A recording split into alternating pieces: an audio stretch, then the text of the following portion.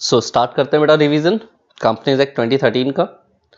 देखिए, इस पार्ट में हम लोग इंट्रोडक्शन एंड मीनिंग और फीचर के बारे में देखेंगे।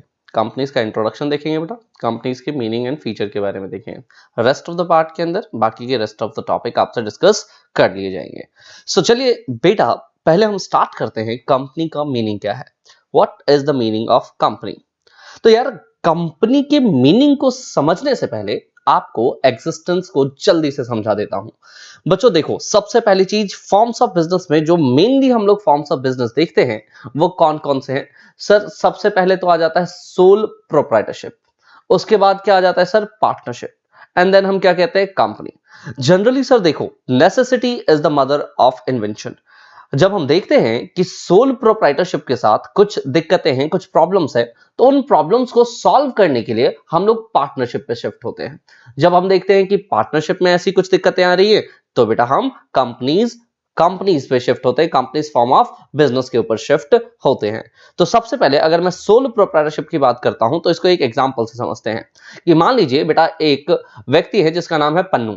पन्नू क्या कर रहे हैं? एक पान का खोखा लगाना चाह रहे हैं, और उन्होंने बेटा एक पान का खोखा खोल लिया। और भाई साहब, धीरे धीरे ये चांदनी चौक दिल्ली में खोला, धीरे धीरे इनकी जो बिक्री है वो बहुत तेजी से बढ़ने लगी बेटा। बहुत सारे लोग जो हैं वो धीरे धीरे इनके यहाँ आते गए, और ये यूं ही कारवां बनाते गए। लेकिन बेटा, अब पन्नू को लालच आता है। पन्नू कहते हैं कि भाई साहब, इतने में काम नहीं चलेगा। अब मैं अपने बिजनेस को सिर्फ चांदनी चौक के लेवल तक नहीं रखना चाहता।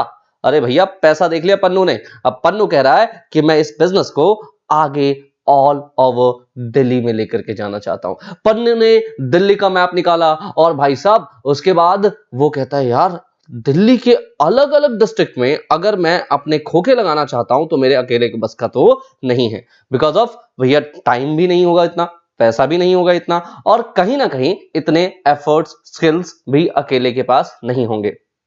तो बेटा, संजोग से पन्नू धन्नू को ढूंढ निकालते हैं, और पन्नू और धन्नू दोनों मिलकर के बेटा ये कारवां शुरू करते हैं, और ये दिल्ली में पान खिलाने का सिलसिला यूं ही जारी हो जाता है। और बहुत सारे लोग बेटा नए जो है इनके, आप कह सकते हो कि कस्टमर्स बनते चले जाते हैं और बनते चले जाते हैं। अब पन्नू और धन्नू क्या सोच रहे हैं? अरे सिर्फ दिल्ली को ही क्यों, चलो पूरे इंडिया को पान खिलाते हैं। अब बेटा ये क्या करेंगे? दोनों सिर्फ अगर हम कहें पार्टनरशिप में इसको ऑल ओवर इंडिया लेवल पर लेकर के जाना चाहें, तो बहुत सारी इनकैपेसिटीज का सामना करना होगा। इसी वजह से अब इन्होंने सोचा कि चलो एक काम करते हैं यार, कंपनी बनाते हैं। काफी है, सिर्फ दो लोग मिलकर के प्राइवेट कंपनी खोली जा सकती है बेटा। लेकिन अगर ये चाहते हैं कि हमें एक पब्लिक कंपनी खोलनी चाहिए, तो बेटा दो लोग काफी नहीं होंगे। दो लोग बेटा काफी नहीं होंगे। यहां कितने लोगों की जरूरत पड़ेगी बेटा? बताइए, कितने लोगों की जरूरत पड़ेगी सर? कम से कम 7 लोग चाहिए। कम से कम 7 लोग चाहिए। देखो होता क्या है बेटा, जब भी हम कंपनी फॉर्म करते हैं तो आरओसी के पास, किसके पास बेटा? आरओसी के पास, रजिस्ट्रार ऑफ कंपनी के पास, या अगर प्राइवेट कंपनी है तो 2 लोग, और अगर बेटा पब्लिक कंपनी है, कौन सी कंपनी बेटा? पब्लिक कंपनी है, तो 7 लोग जाएंगे, और 7 लोग या 2 लोग एज द केस में भी क्या देंगे बेटा? डॉक्यूमेंट सबमिट करेंगे। डॉक्यूमेंट कौन से होंगे सर? ये डॉक्यूमेंट होते हैं बेटा एओए एंड एमओए, ठीक है, ओआ एंड मोआ। बेटा article of association and basically memorandum of association, ये दोनों डॉक्यूमेंट जिसको चार्टर्ड डॉक्यूमेंट कहते हैं, ये दोनों डॉक्यूमेंट जब हम आरओसी को दे देते हैं तो हमारी कंपनी बेटा रजिस्ट्रेशन का प्रोसेस जो है वो आगे वो स्टार्ट करती है। इसके अलावा और भी चीजें होती है जो हमें आरओसी के पास सबमिट करना होता है। And now company is what? Company is incorporated. Company बेटा क्या हो गई? हमारी इनकॉर्पोरेट हो गई। आई होप आपको ये सारी बातें समझ में आ रही हैं। अब देखिए मेरी बात सुनिए, जब हमारी कंपनी इनकॉर्पोरेट हुई थी तो जो भी हमारे आरओसी के पास एओए और एमओए को साइन किया होगा जिन लोगों ने भी बेटा, खासकर अगर मैं कहूं मेमोरेंडम ऑफ एसोसिएशन के अंदर एक क्लॉज होता है, एक क्लॉज होता है बेटा। उस क्लॉज को क्या बोलते हैं सर? Capital clause. क्या बोलते हैं बेटा? Capital clause. उस कैपिटल क्लॉज के अंदर जिन लोगों ने भी, या तो प्राइवेट कंपनी है तो कम से कम 2 लोगों ने, और अगर पब्लिक कंपनी है तो कम से कम 7 लोगों ने सब्सक्रिप्शन लिया होगा, साइन किया होगा बेटा। और इन लोगों को एक्चुअली क्या करना पड़ता है, कम से कम मिनिमम 1 शेयर लेना पड़ता है। तो हम ये कह सकते हैं सब्सक्राइबर टू एमओए क्या बन जाता है, वो member of the company. Subscriber to MOA by default member बन जाता है बेटा। कंपनीज लॉ कहता है, कंपनीज एक्ट क्या कहता है, ये एक्ट कह रहा है कि सर अगर कोई भी व्यक्ति कंपनी फॉर्म करना चाहता है तो उनको कैपिटल क्लॉज के अंदर सिग्नेचर करने होंगे, सब्सक्राइब करने होंगे कम से कम 1 शेयर, कम से कम 1 शेयर। तो प्राइवेट कंपनी के केस में अगर हम बात करें तो बच्चों अगर 2 लोग एक एक शेयर सब्सक्राइब करेंगे तो वो क्या होंगे, सब्सक्राइबर टू एमओए, और साथ के साथ member of the company, member of the company as like of public company में भी ऐसा ही चलेगा। लेकिन एक बात बताओ, क्या इसके बाद कभी भी बेटा मेंबर और कोई नहीं बन सकता क्या?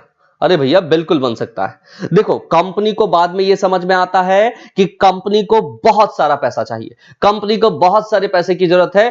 कंपनी जनता के पास जाती है प्रॉस्पेक्टस लेकर के, जनता को कहती है जनता जनता पैसे दे दो। और ये जो जनता इन्वेस्टर है ना बेटा, ये जो जनता जो कि इन्वेस्टर है, जब वो प्रॉस्पेक्टस पढ़ती है और जनता इस विश्वास में आ जाती है कि कंपनी तो बहुत अच्छा करने वाली है, बहुत ही ज्यादा अच्छा करने वाली है, तो बेटा ये पब्लिक उन्हें पैसे देते हैं बेटा, ये पब्लिक उन्हें पैसे दे देते हैं जनरली। इसके बदले पब्लिक को कंपनी क्या इशू करती है, कंपनी इशू कर देती है शेयर। क्या इशू करती है बेटा, कंपनी शेयर इशू कर देती है। इसका मतलब कि ये इन्वेस्टर्स जो हैं वो क्या बनते हैं बेटा, ये शेयर होल्डर बन जाते हैं। क्या बन जाते हैं, शेयर होल्डर, और जिसको मेंबर कह दिया जाता है। शेयर होल्डर को हम क्या कह देते हैं, member. Technically there is a difference, basically simply हम कहें तो एक छोटा सा डिफरेंस है बेटा कि शेयर होल्डर कौन होता है और मेंबर कौन होता है। बच्चों शेयर होल्डर जनरली वो पर्सन होता है, शेयर होल्डर जनरली वो पर्सन होता है जिसने शेयर्स खरीदे हैं, लेकिन बेटा रजिस्टर ऑफ मेंबर के अंदर पॉसिबली 2 से 3 दिन के बाद उसका नाम चढ़ाया जाएगा। मैंने शेयर्स खरीदे तो आज है, लेकिन आरओएम के अंदर मेरा नाम 3 दिन बाद कंपनी चढ़ाएगी, तो बेटा मैं शेयर होल्डर तो हूं, लेकिन इस 3 दिन के लिए मैं मेंबर कम से कम नहीं हूं। तो बात बहुत ध्यान से सुनिएगा, every share holder need not to be the member. मैं शेयर होल्डर हूं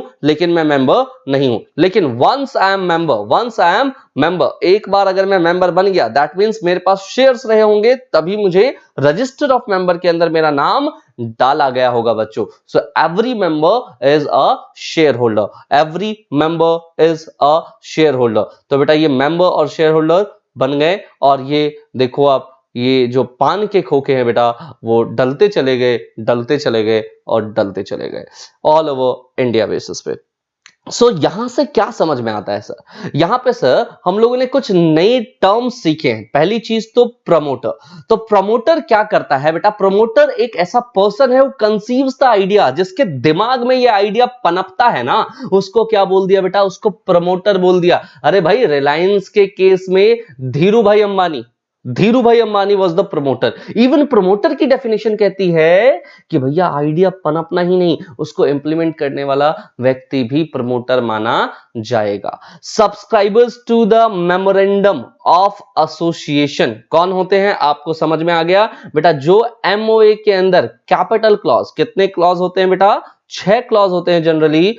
इन जनरल हमारे पास 6 क्लॉज होते हैं, उनमें से कैपिटल क्लॉज को जो सब्सक्राइब करता है उसको क्या बोलते हैं बेटा, subscribers to the MOA.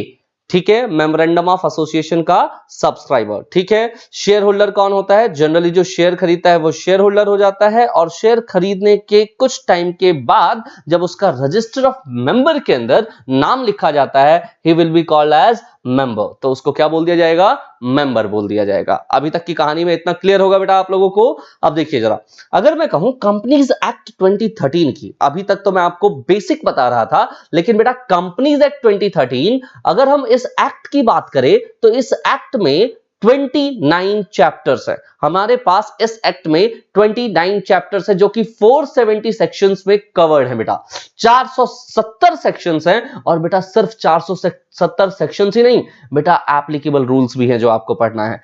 Not even this, इसके अलावा आपको बेटा 7 शेड्यूल्स हैं जो कि कंपनीज एक्ट के अंदर पढ़ने हैं। 7 शेड्यूल्स हैं जो कि कंपनीज एक्ट के अंदर पढ़ने हैं बच्चों, ठीक है। चलो बिल्कुल क्लियर है अभी तक, क्रिस्टल क्लियर। चलो बेटा जी, एम क्या है कंपनीज एक्ट 2013 का? क्या एम है बेटा कंपनीज एक्ट 2013 का? जल्दी से देखिए सर, कॉर्पोरेट गवर्नेंस है ना।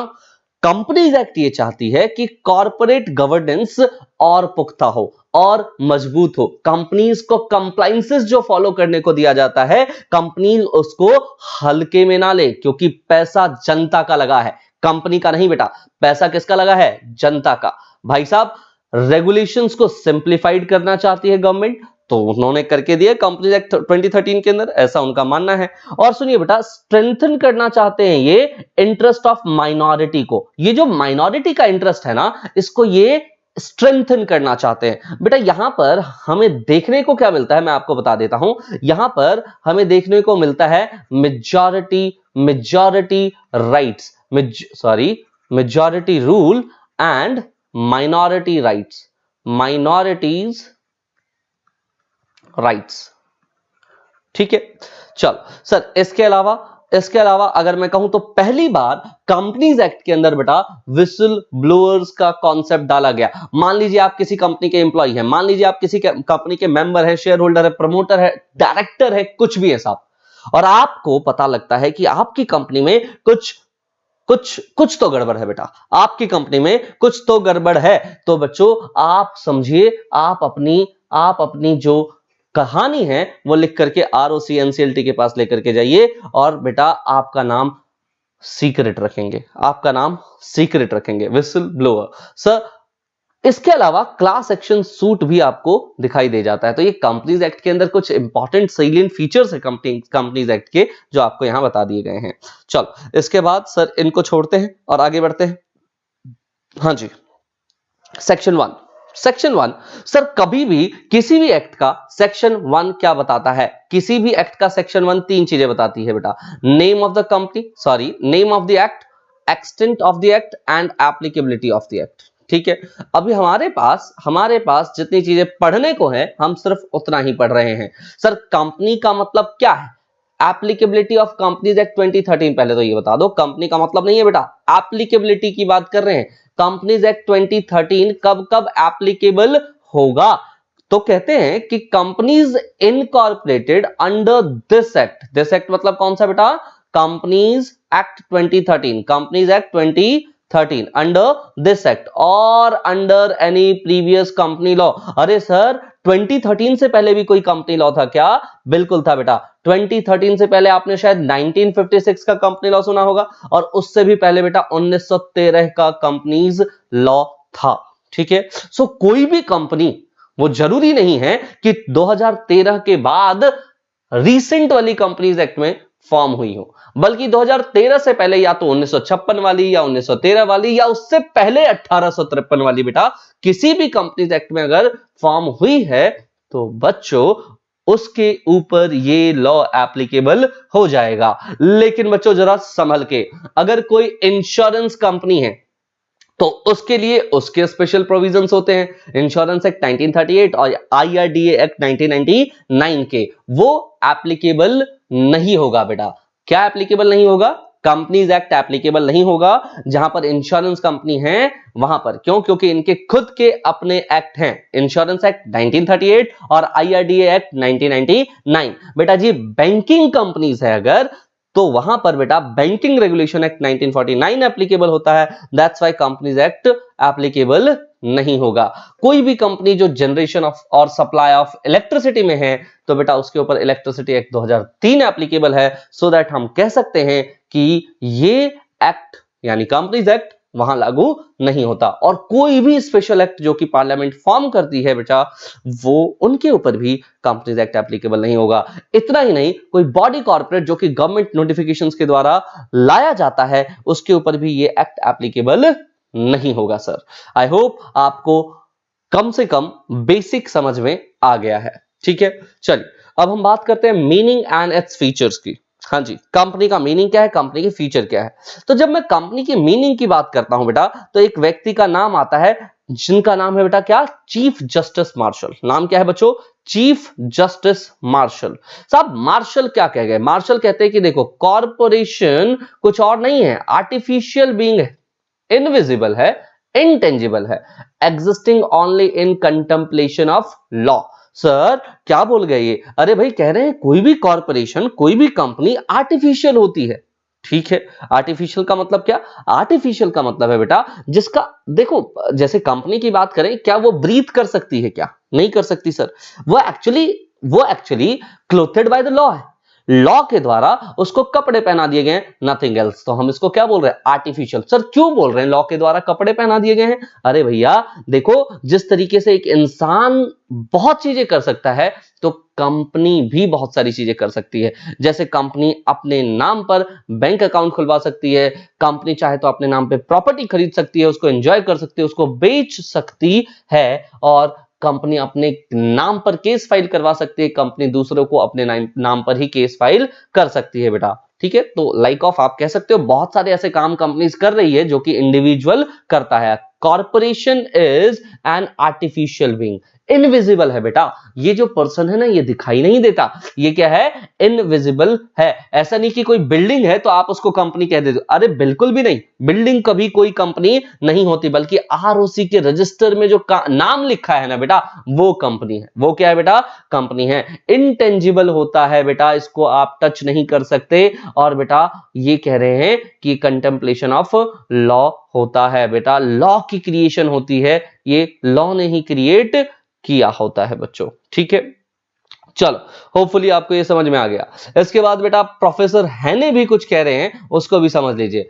A company is an incorporated association. Company क्या है बेटा, कंपनी एक इनकॉर्पोरेटेड एसोसिएशन है जो कि आर्टिफिशियल पर्सन है, और क्रिएट किसने किया है, लॉ ने।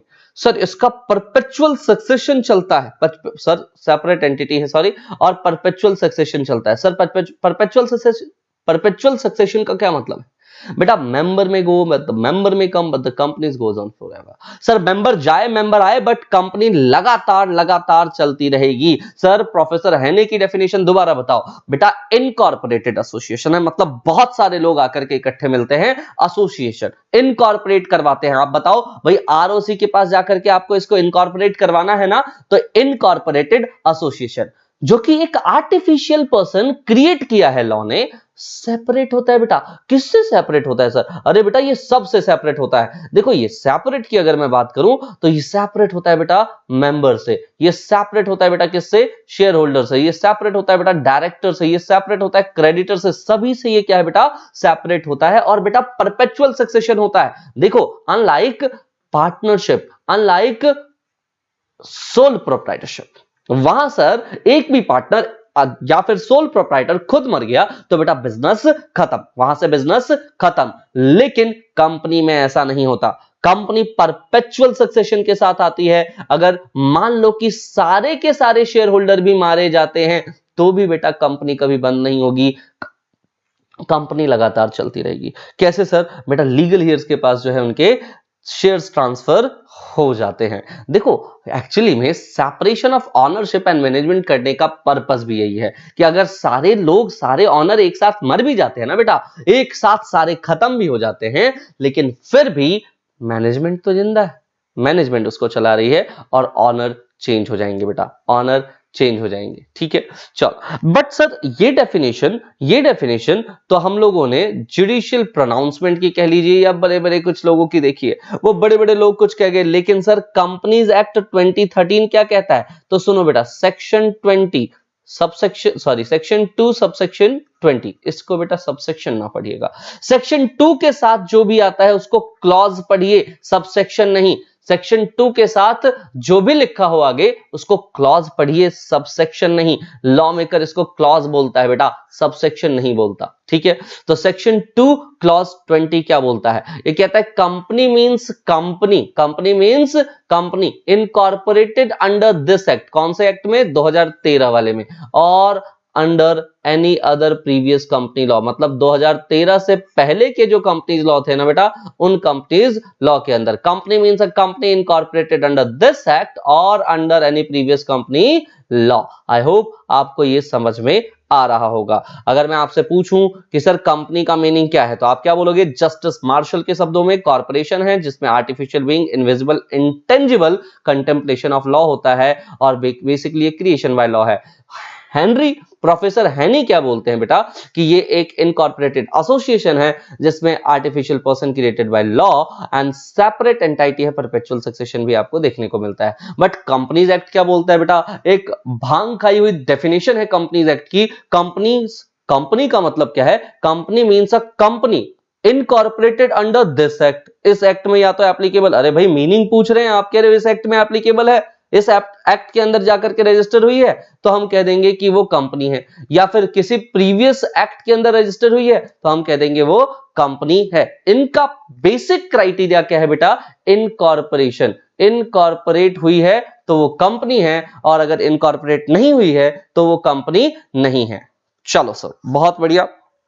आ जाते हैं बेटा फीचर्स ऑफ द कंपनीज की तरफ। क्या फीचर्स है सर? देखो फीचर्स तो बहुत सारी है कंपनीज की, बहुत सारी फीचर्स है बेटा, लेकिन आपको पढ़ना है सेपरेट लीगल एंटिटी, आपको पढ़ना है परपेचुअल सक्सेशन, आपको पढ़ना है बेटा लिमिटेड लायबिलिटी, आपको पढ़ना है artificial judicial person, artificial judicial person. चलो एक करके स्टार्ट करें। Separate legal entity. Sir separate legal entity, yes.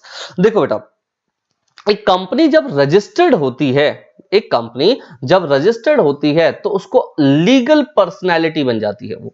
Sir company को जिस दिन आरओसी ने सर्टिफिकेट ऑफ इनकॉर्पोरेशन दे दिया, सीओआई, हमने कह दिया कि वो कंपनी क्या हो गई है बेटा? वो कंपनी रजिस्टर्ड हो गई है। अब उस कंपनी के ऊपर बेटा लीगल प्रोविजंस लगने चालू हो जाते हैं। वो कंपनी लीगली फॉर्म होती है तो साहब वो लीगल पर्सनैलिटी हुई। वो क्या हुई बेटा? वो लीगल पर्सनैलिटी हुई। It comes to have almost the same rights and powers as a human being. भैया जैसे मेरे कुछ राइट्स एंड पावर हैं, ठीक वैसे ही कंपनीज के भी कुछ राइट्स एंड पावर है बेटा, ठीक वैसे ही कंपनीज के भी कुछ राइट्स एंड पावर है, वो उसको यूज करती है। कंपनीज भी उन राइट्स एंड पावर को यूज करती है। ठीक है सर, जैसे सर मुझे कुछ एग्जांपल बताओ। बेटा खुद के नाम पे प्रॉपर्टी खरीद सकती है, खुद का बैंक अकाउंट रख सकती है, खुद के नाम पे लोन ले सकती है, खुद के नाम पे खर्चे कर सकती है, खुद के नाम पे कॉन्ट्रैक्ट कर सकती है, and many more, and many more, बहुत सारी चीजें और भी। ठीक है सर, हम मानते हैं कि आपने जो कहा कि कंपनी की क्या है बेटा? सेपरेट लीगल एंटिटी है। तो बेटा देखो, it is at law a person which is different from the subscribers. बेटा देखो, सेपरेट लीगल एंटिटी का मतलब क्या है? कि वो कंपनी जो है वो सब्सक्राइबर्स ऑफ एमओए से अलग है, सब्सक्राइबर्स ऑफ एमओए से अलग है। बिल्कुल सर, बिल्कुल अलग है। अरे इतना ही नहीं, वो मेंबर से अलग है, वो शेयर होल्डर से अलग है, वो क्रेडिटर से अलग है, वो डेटर से अलग है। अरे भैया कंपनी ऑल टुगेदर अलग है, बिल्कुल अलग है, बिल्कुल अलग है।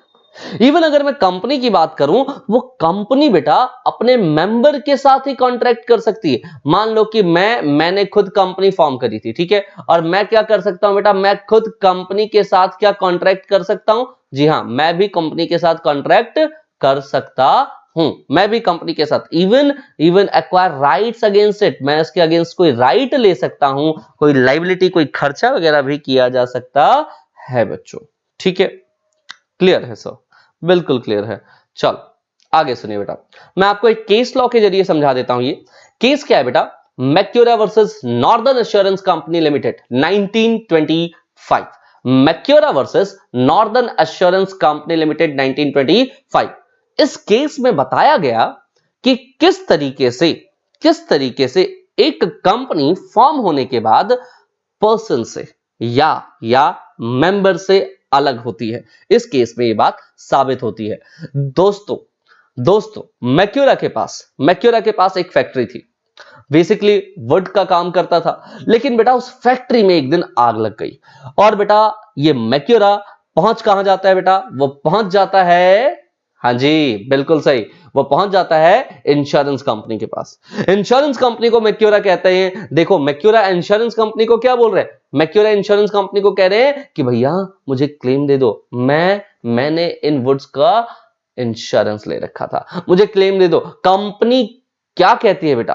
कंपनी कहती है नहीं आपको क्लेम नहीं मिल सकता। बेटा मैक्यूरा को आता है गुस्सा, वो सीधा केस फाइल करता है और पहुंच जाता है कोर्ट और कहता है देखो माय लॉर्ड, ये जो कंपनी है ना, ये इंश्योरेंस कंपनी, ये मुझे पेमेंट नहीं कर रही है, मेरा इंश्योरेंस अमाउंट मुझे नहीं दे रही है, जबकि मैंने इसे इंश्योर्ड करा रखा था। तो बेटा कोर्ट क्या कहता है? कोर्ट की बात भी सुननी बहुत जरूरी है भैया। कोर्ट कहता है मैक्यूरा जी मुझे एक बात बताइए कि आपने वुड्स का यानी असेट्स का जो असेट्स की आपने प्रीमियम पे किए थे वो किसके नाम पे किए थे? जो आपने इंश्योरेंस ले रखा था वो किसके नाम पे ले रखा है? तो मैक्यूरा कहता है बिल्कुल मेरे नाम पे ही ले रखा है। तो भाई साहब आपको ये जो अमाउंट है, रिइंबर्समेंट है, वो नहीं मिलने वाला है। क्यों sir? The insurance company was not liable to him as no share holder has any right. आप शेयर होल्डर थे मैक्यूरा जी और आपके पास कोई राइट नहीं है to any item of property, किसी भी प्रॉपर्टी के ऑनर होने का।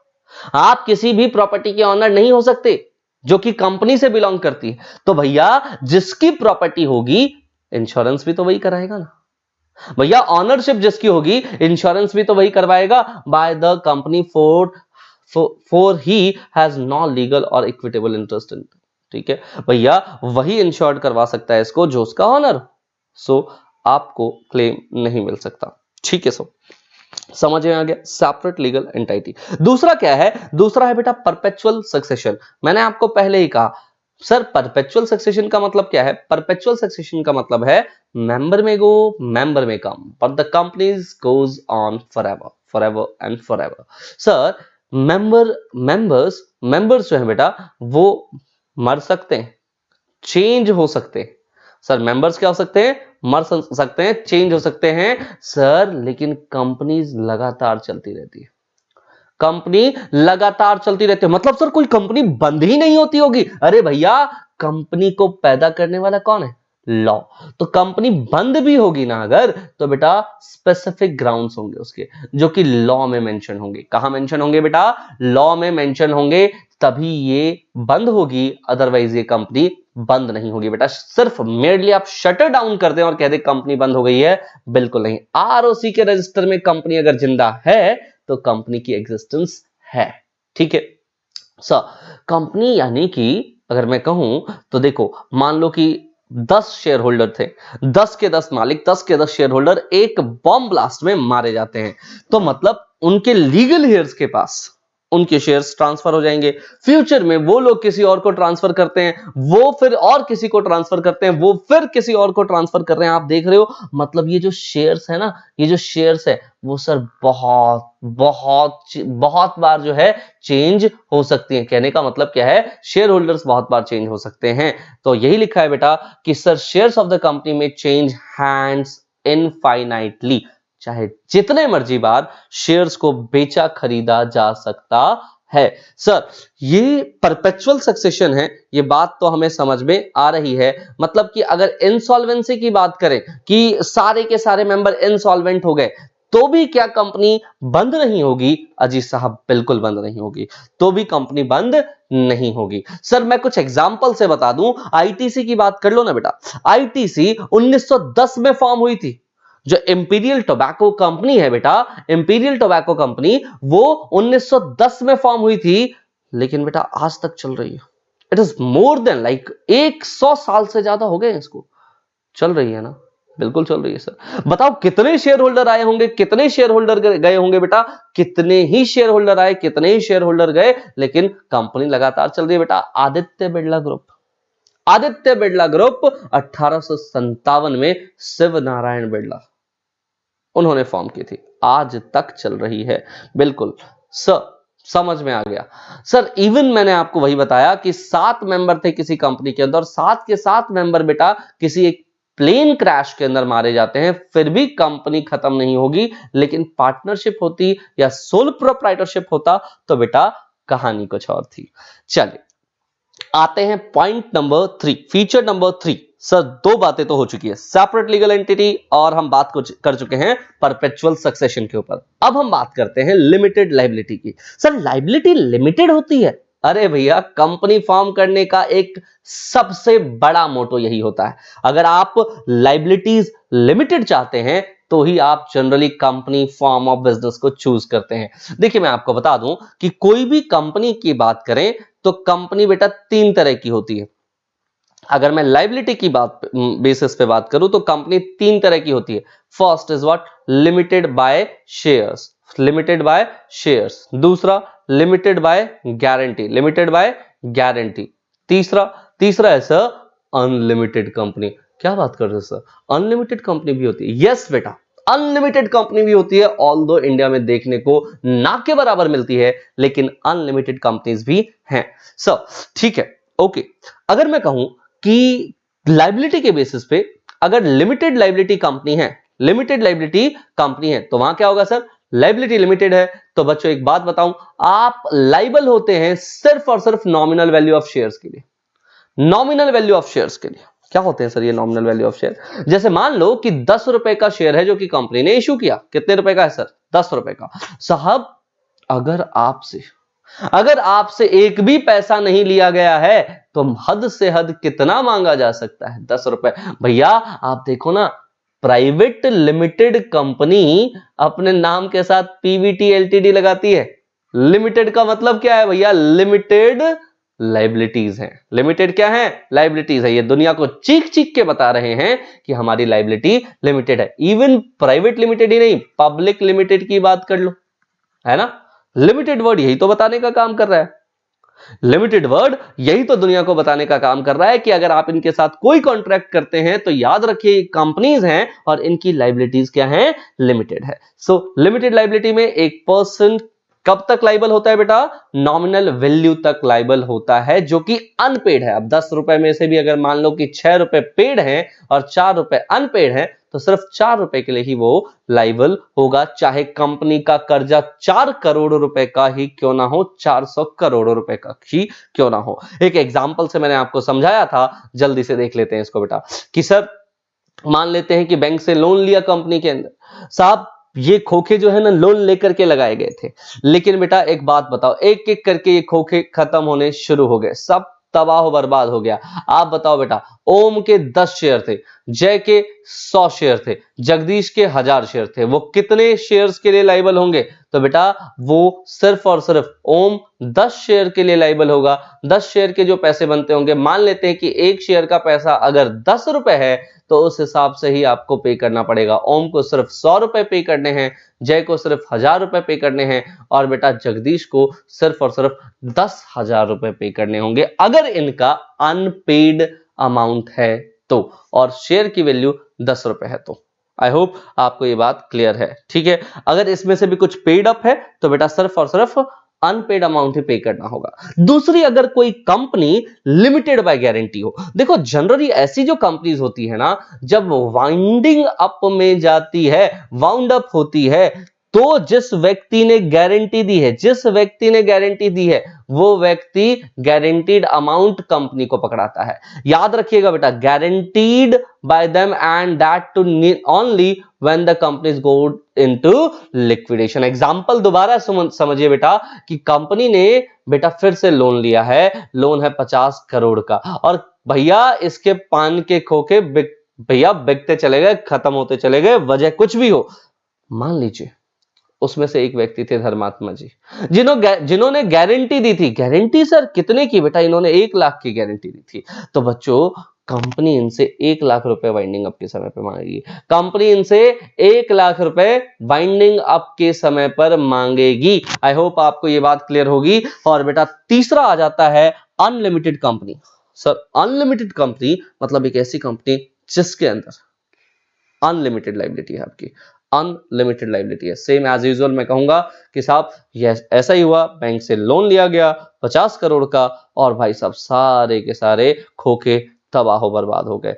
तो बच्चों वहां एक व्यक्ति थे धर्मात्मा जी जिन्होंने जिन्होंने गारंटी ली हुई थी, और अनलिमिटेड गारंटी मतलब सारे के सारे लोन को चुकाने की गारंटी धर्मात्मा जी की है। जनरली ये देखने को इंडिया में बहुत कम मिलता है। आ जाओ जी चौथे फीचर के ऊपर आ जाते हैं। चौथा फीचर है आर्टिफिशियल लीगल पर्सन। चौथा फीचर क्या है बेटा? Artificial legal person. तो कंपनी क्या है बच्चों? कंपनी एक आर्टिफिशियल पर्सन है जो कि नेचुरल बर्थ से तो पैदा नहीं होती, नेचुरल बर्थ से तो पैदा नहीं होती, बल्कि ये क्रिएटेड बाय लॉ है। ये क्या है? क्रिएटेड बाय लॉ है। लॉ ने क्रिएट किया है बच्चों इसको। सर इसको लॉ ने क्रिएट किया है? हाँ बेटा, इवन ये क्लोथेड बाय लॉ है। इसको जो राइट्स मिलते हैं ना वो लगभग इंडिविजुअल वाले मिलते हैं, इसीलिए इसको पर्सन तो बोलते हैं, लेकिन क्योंकि लॉ ने क्रिएट किया है तो आर्टिफिशियल पर्सन बोल देते हैं। इसकी अपनी खुद की प्रॉपर्टी हो सकती है, पढ़ चुके हैं आप, बैंक के अकाउंट हो सकते हैं, ये मनी लोन रेज कर सकते हैं, लाइबिलिटी इनकर कर सकते हैं और किसी भी कॉन्ट्रैक्ट के अंदर आ सकते हैं। ये सब कुछ बेटा आप पढ़ चुके हो, ठीक है। ह्यूमन एजेंसी है। यहां एक चीज नया है, मैं आपको बता देता हूं कि बच्चा देखो डायरेक्टर्स की बात करें तो डायरेक्टर्स मैंने आपको कहा जैसे कि ऑनरशिप एंड मैनेजमेंट का सेपरेशन पाया जाता है। तो डायरेक्टर्स जो है बेसिकली वो काम करते हैं बेटा ऑनर्स के बिहाफ पे। किन के बिहाफ पे? ऑनर्स के बिहाफ पे। लेकिन उनको एजेंट ट्रीट नहीं कर सकते आप। They are not agent of the company. वो कंपनी की एजेंट नहीं है, मेंबर्स के एजेंट नहीं है बच्चों। And the last is the common seal. Sir common seal? जी हां बच्चों, आज तो ये ऑप्शनल है क्योंकि 2015 में जो कंपनीज एक्ट का अमेंडमेंट आया है उसके बाद से इसने ये ऑप्शनल हो गया, लेकिन बेटा कभी ये मैंडेटरी हुआ करता था। खैर हम अपनी कहानी पे लौटते हैं और कॉमन सील खत्म करते हैं। Sir company being an artificial person, क्योंकि कंपनी क्या है? आर्टिफिशियल पर्सन है, तो भैया खुद का दिमाग तो है नहीं कंपनी के पास, तो कंपनी किनके भरोसे चलती है बेटा? नेचुरल ह्यूमन बीइंग के भरोसे चलती है। सर ये मैनेजमेंट के भरोसे चलती है, ये वर्क करती है according to agency of human beings. Human beings के हिसाब से वर्क करती है बेटा। अगर मैं कहूं कि सर इसका कोई ऑफिशियल सिग्नेचर भी होता है क्या? हाँ सर, ये जो कॉमन सील है अफिक्स्ड होता है सारे डॉक्यूमेंट्स के ऊपर और यही इसका क्या है? ऑफिशियल सिग्नेचर है। कॉमन सील क्या है बेटा? ऑफिशियल सिग्नेचर है। लेकिन अमेंडमेंट आई बच्चों, अमेंडमेंट आई। अरे हमारे इंडिया में अगर मैं बात करूं तो ये 2015 में अमेंडमेंट आई है, लेकिन यूके की बात करूं तो कॉमन सील पहले ही हटा दिया गया था 2006 में, ऑप्शनल रख दिया गया था वहां पे भी। सर हमारे यहां पे अगर हम कहें तो वर्ड कॉमन सील बेटा, ये जो वर्ड है एंड, ये हटा करके कॉमन सील वर्ड को जो है ऑप्शनल रख दिया गया।